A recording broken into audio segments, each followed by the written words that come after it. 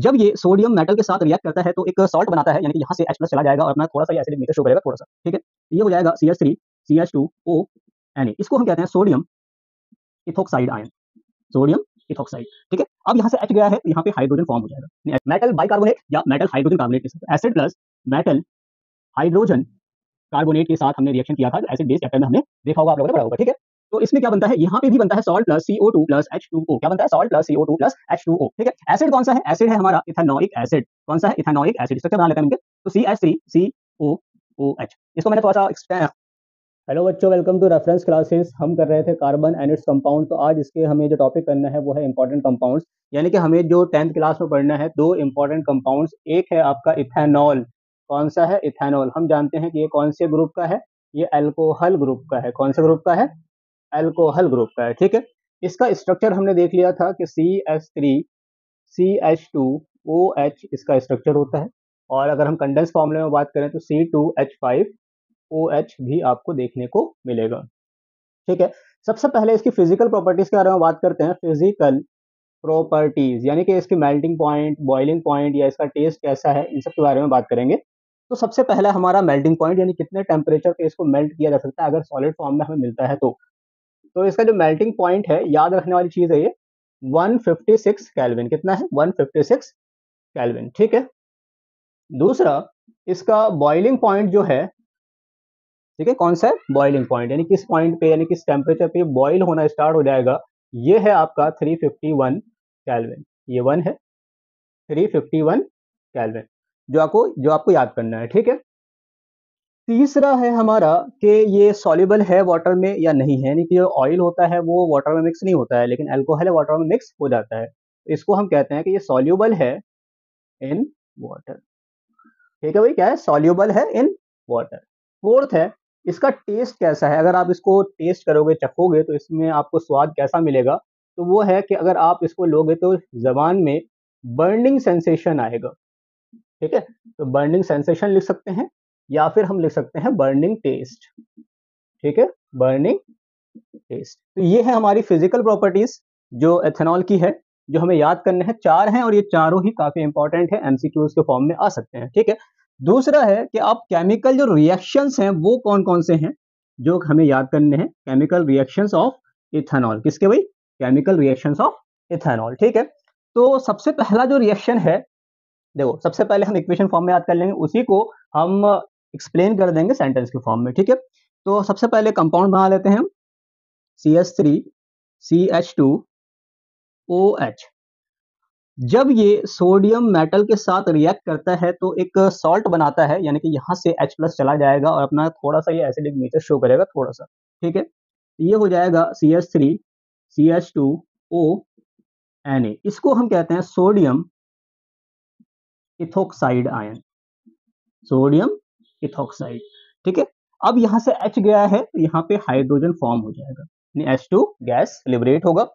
तो इसमें हम इसी को लिख लेते हैं सेंटेंस के फॉर्म में कि इथेनॉल रिएक्ट विद, किसके साथ रिएक्ट हुआ है, सोडियम के साथ। तो react with sodium to produce, क्या बना रहा है, sodium ethoxide, sodium ethoxide and liberate hydrogen gas. कौन सा गैस है, हाइड्रोजन गैस, ठीक है, याद रहेगा। तो इस तरह से हमने पहले इक्वेशन, इस तरह से इसको हमने समझ लिया, और उसी इक्वेशन को हमने अपने लफ्ज में, वर्ड्स में हमने एक्सप्लेन कर दिया, तो ये हमारा आंसर हो गया। दूसरा रिएक्शन है कि अगर हम इथेनॉल को CH3CH2OH को मैंने यहाँ नीचे बना दिया, इसको अगर हम कॉन्सेंट्रेटेड सल्फ्यूरिक एसिड लेते हैं कुछ ड्रॉप, ठीक है, इसके कुछ ड्रॉप हम ले लेते हैं और इसको हीट करते हैं हम 443 डिग्री केल्विन पे, तो ये डिहाइड्रेट हो जाता है। डिहाइड्रेट होने का मतलब ये है कि जो CH3 है तो एक H यहाँ भी होगा, तो ये OH और ये H कंबाइन करके रिलीज हो जाते हैं और वाटर का मॉलिक्यूल निकल जाता है। जब वाटर मॉलिक्यूल निकल जाएगा तो उसी को हम क्या कहेंगे कि डिहाइड्रेट हो गया है। क्या हो गया है, डिहाइड्रेट। जब ये डिहाइड्रेट हो जाएगा तो इस स्ट्रक्चर के साथ क्या होगा, वो ये देखो कि CH2 अब एक बॉन्ड यहां से खाली है, इधर से एक, इधर से, तो ये दोनों आपस में इस तरह से बॉन्ड बना लेगा। तो क्या बनेगा, एल्कीन बन जाएगा। और लिबरेट क्या हुआ है, H2O, तो उसको हम यहाँ पे लिख देंगे साइड में H2O। ठीक है, अब इसी को वर्ड की शक्ल में लिखते हैं हम इसको, तो ethanol heated at 443 Kelvin in presence of few drops of concentrated H2SO4 यानी कि सल्फ्यूरिक एसिड। ठीक है, इट डिहाइड्रेट, ये डिहाइड्रेट हो रहा है, इट डिहाइड्रेट टू फॉर्म, क्या बना रहा है, इथीन, टू फॉर्म इथीन। तो हमारे बुक में इथीन का ही एक दूसरा अल्कोहल होता तो वो भी एल्कीन बनाता है, यानी कि अल्कोहल को अगर हम कॉन्सेंट्रेटेड H2SO4 के साथ रिएक्ट कराते हैं एट 443 डिग्री केल्विन के साथ, डिग्री सॉरी, ये एल्कीन में कन्वर्ट हो जाता है। ठीक है, अब इसके बाद इसके यूजेस हमें पढ़ने हैं, तो कहाँ लिखें, इधर ही हम लिख देते हैं इसको, ताकि ये अल्कोहल वाला जो इथेनॉल है ये चीज हमारा यहाँ पे कंप्लीट हो जाए। ठीक है, तो इसके जो यूजेस हैं वो कौन कौन से हैं, सबसे पहला यूज है, यूज इन प्रिपेयरिंग, इसको बनाने में यूज करते हैं, क्या बनाने में, ट्रांसपेरेंट सोप। तो यूज इन प्रिपेयरिंग, क्या बना रहे हैं भाई, ट्रांसपेरेंट सोप, सोप मतलब साबुन, एंड कॉस्मेटिक्स, जितने भी कॉस्मेटिक्स की चीजें हैं उनमें से कुछ में अल्कोहल का यूज होता है, ज्यादातर में हो सकता है तो कुछ में तो होता ही है। ठीक है, दूसरा यूज एज लेबोरेटरी एजेंट, यानी कि आप अपने केमिस्ट्री लैब में एक रीएजेंट की तरह इसको यूज करते हो, तो लेबोरेटरी रीएजेंट। तीसरा यूज होता है यूज्ड इन मेडिसिन। ठीक है, ये आपको याद होनी चाहिए, याद करने वाली चीजें हैं, तो use in medicine and tonics, cough syrups, ये सब में यूज किया जाता है अल्कोहल को। फोर्थ है आपका भाई, अल्कोहल है, शराब है, तो यूज्ड इन अल्कोहलिक बेवरेजेस। ठीक है, अल्कोहलिक बेवरेजेस। ठीक है, अब ये शराब है यानी अल्कोहलिक बेवरेजेस, पेय पदार्थ जो कंज्यूम करता है इंसान, तो इसके लिहाज से हम दो चीज बातें याद कर लेते हैं कि यहाँ पे जब अल्कोहलिक बेवरेजेस लिया जाता है तो ये डाइल्यूट फॉर्म में लेते हैं काफी, और उसको भी हम यहाँ पे याद कर लेते हैं कि जो डाइल्यूट इथेनॉल होगा ये कॉज करता है सीरियस हेल्थ प्रॉब्लम, यानी कि इसको कंज्यूम नहीं करना चाहिए, तो सीरियस हेल्थ प्रॉब्लम्स कॉज करता है। अगर किसी ने गलती से प्योर इथेनॉल ले लिया तो उसके लिए जानलेवा हो सकता है, ये फैटल होता है। तो ये हमारा कंपाउंड था इथेनॉल का। इसके बाद next compound ethanoic acid, next compound है हमारा इथेनोइक एसिड। इथेनोइक एसिड को हम कॉमनली एसिटिक एसिड भी कहते हैं। ठीक है, आपको याद होगा एसिटिक एसिड। इसका जो स्ट्रक्चर है वो किस तरह से है, CH3COOH। ठीक है, अगर हम एलोबरेट फॉर्म में लिखेंगे तो CH3COOH, ये एक कार्बोक्सिलिक ग्रुप का मेंबर है, कार्बोक्सिलिक ग्रुप का मेंबर, कार्बोक्सिलिक एसिड। ठीक है, तो सबसे पहले इसकी फिजिकल प्रॉपर्टीज कौन कौन सी हैं वो देख लेते हैं हम, फिजिकल प्रॉपर्टीज। ठीक है, फिजिकल प्रॉपर्टीज यानी कि ये कितने में फ्रीज होता है या मेल्ट हो सकता है, तो फ्रीज इज एट, यानी कि ये फ्रीज हो जाता है एट 290 केल्विन पे। कितने पे होता है, 290 केल्विन पे। ये आपको याद करना होगा, कितने पे होता है, 290 केल्विन पे, यानी कि इतने में या इससे कम में ये फ्रीज हो जाएगा। और जो इसका बॉइलिंग पॉइंट है, बॉइलिंग पॉइंट ये है इसका 391 केल्विन, याद करना पड़ेगा। तो जितना आप रिवाइज करेंगे, जितना याद करेंगे उतना अच्छा रहेगा। ठीक है, ये भी मिसिबल इन वाटर होता है, यानी कि वाटर के साथ मिक्स हो जाता है, मिसिबल विद वाटर। ठीक है, और टेस्ट में जब ये एसिड है तो टेस्ट में कैसा होगा, सॉर टेस्ट होगा, खट्टा होगा, सॉर टेस्ट होगा। ये है इसकी फिजिकल प्रॉपर्टीज। अब केमिकल प्रॉपर्टीज या केमिकल जो रिएक्शंस हैं वो कौन कौन से हैं, तो इसे याद करना बड़ा सिंपल है, ज्यादा मुश्किल नहीं है। कैसे, केमिकल रिएक्शंस बोलो या फिर सिर्फ रिएक्शंस ऑफ कार्बोक्सिलिक एसिड बोलो। ठीक है, तो केमिकल रिएक्शंस जो है या केमिकल प्रॉपर्टीज जो है, अब ये एसिड है तो एसिड बेस में जितने भी रिएक्शंस आपने याद किए हैं उनको ही यहाँ पे रिपीट किया जाएगा। तो सबसे पहला जो रिएक्शन है एसिड बेस में, तो अगर आपको याद हो तो हमने किया था कि acid plus metal, acid plus metal ये फॉर्म करता है salt and H2 gas.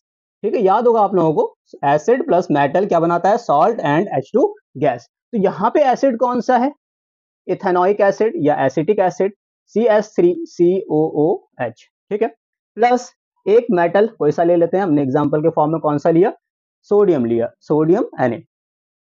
Sodium plus अब यहाँ पे एक H जाएगा, वो कौन सा H होता है, ये वाला होगा, तो यहाँ पे एक आयन बन जाएगा। अब ये जो एसिड है, अगर आपने याद किया होगा तो दो टाइप के एसिड पड़े होंगे, एक मिनरल एसिड, एक ऑर्गेनिक एसिड। ये ऑर्गेनिक एसिड है, ऑर्गेनिक एसिड का जो नेगेटिव पार्ट है ये वाला, इसको पहले लिखा जाता है और जो पॉजिटिव पार्ट है उसको बाद में लिखा जाता है। तो ये आपका एक सॉल्ट बन गया जिसका नाम क्या है, सोडियम, सोडियम एसीटेट।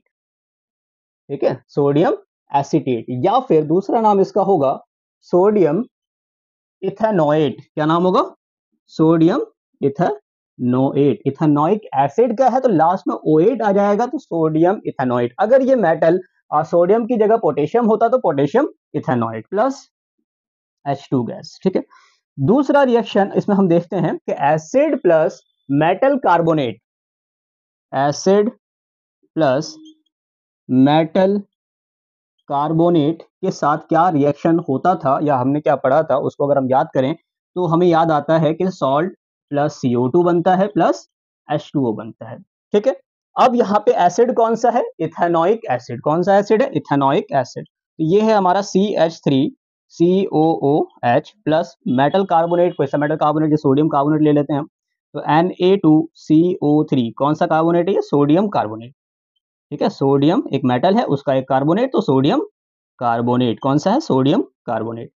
जब ये रिएक्शन कराएगा तो जो इसका मेटल है वो सॉल्ट बनाने में फॉर्म करेगा, तो मेटल इसका पॉजिटिव पार्ट और इसका नेगेटिव पार्ट। ठीक है, तो ये आ गया हमारा CH3COONA। नाम दोबारा वही सेम कंपाउंड बन रहा है, अगर मेटल कार्बोनेट चेंज कर देंगे तो नाम भी चेंज हो जाएगा, इस तरह से आप देखेंगे। तो सोडियम इथेनोएट या sodium acetate plus CO2 plus H2O।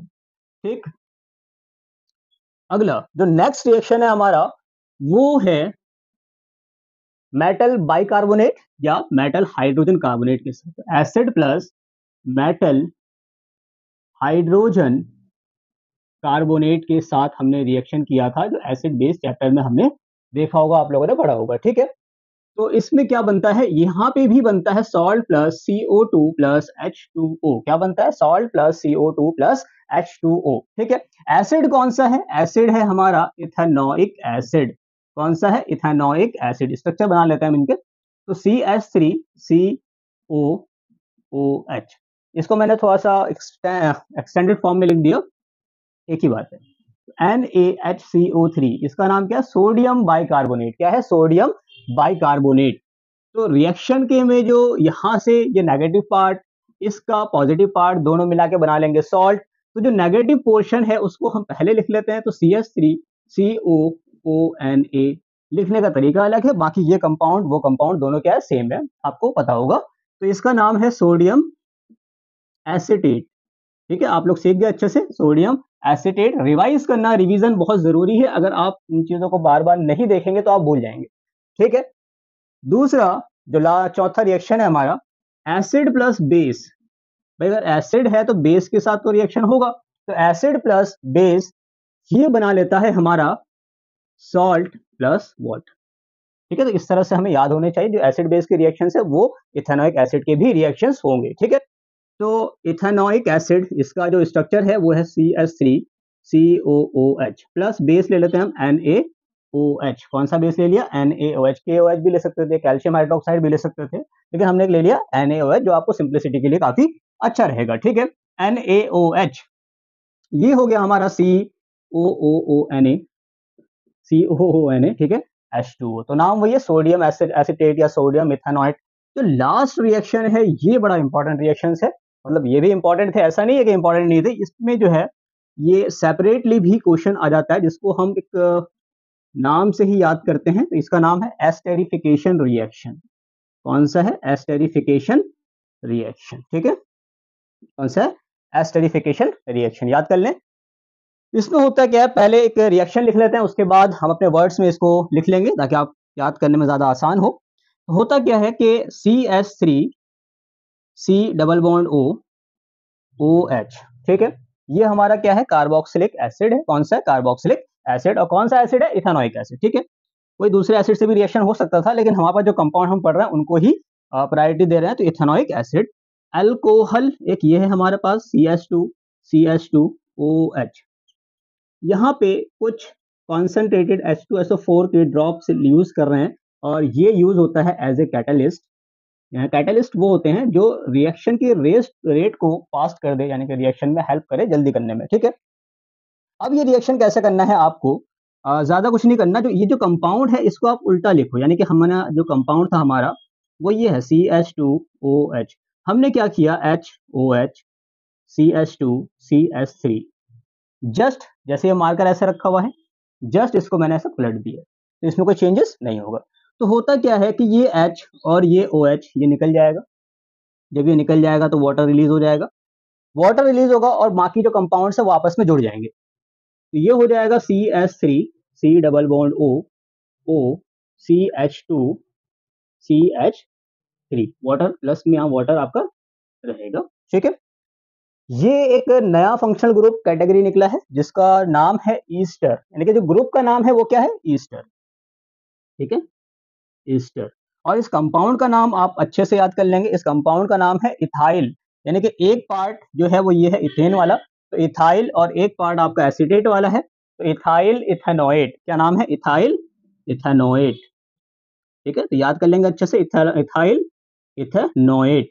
और ये कौन सा फंक्शनल ग्रुप है, ईस्टर। इसकी पहचान क्या है, C double bond O C, C double bond O C, यानी कि ये कंडेंस फॉर्म में कुछ इस तरह से दिखेगा आपको कि CH3 COO CH2 CH3। अब यहाँ देखो COOC, यानी कि दो O आ रहे हैं, केटोन में सिंगल O आता है, ईस्टर में डबल O बीच में। अब इसको लिख लेते हैं, तो हम लिखते हैं कि इथेनोइक एसिड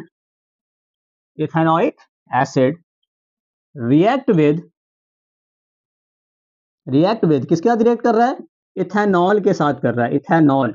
तो react with ethanol in presence of, किसके उपस्थिति में, किसके प्रेजेंस में, in presence of few drops, कुछ ड्रॉप्स हमने यूज किया है, few drops of concentrated sulphuric acid. बना क्या रहा है, ईस्टर। तो टू फॉर्म, अब यहाँ पे इस ईस्टर की कुछ खासियत, कुछ फीचर्स हम लिख लेते हैं। टू फॉर्म स्वीट स्मेलिंग, यानी अच्छी अच्छी भीनी भीनी सी खुशबू आएगी यहाँ से, तो sweet smelling compound called Easter. ये ईस्टरिफिकेशन का रिएक्शन का एक क्या है, वर्ड्स में हमने लिख दिया है, और वो इस तरह से है। तो अगर एस्टरिफिकेशन रिएक्शन लिखने को आता है तो आप यहाँ से एंड तक इसको आप लिख सकते हैं, ठीक है। अब इसके बाद दो रिएक्शंस और रहते हैं इसके, जो इसकी हाइड्रोलिसिस है, यानी कि अगर मैं ईस्टर को वापस तोड़ता हूं तो क्या मिलता है मुझे, हाइड्रोलिसिस मतलब वाटर के एक्शन में इसको तोड़ना, ठीक है, ठीक है। तो हमारा अब है हाइड्रोलिसिस ऑफ ईस्टर। जो ईस्टर बन गया है इसका हाइड्रोलिसिस क्या होता है, तो इसको हम लिख लेते हैं कि ऑन हीटिंग द ईस्टर, जब हम ईस्टर को हीट करते हैं किसके साथ, विद एसिड, एसिड के साथ करते हैं या फिर बेस के साथ, तो ये क्या बनाता है, इट फॉर्म अगेन, दोबारा ये क्या बना लेता है, ओरिजिनल कार्बोक्सिलिक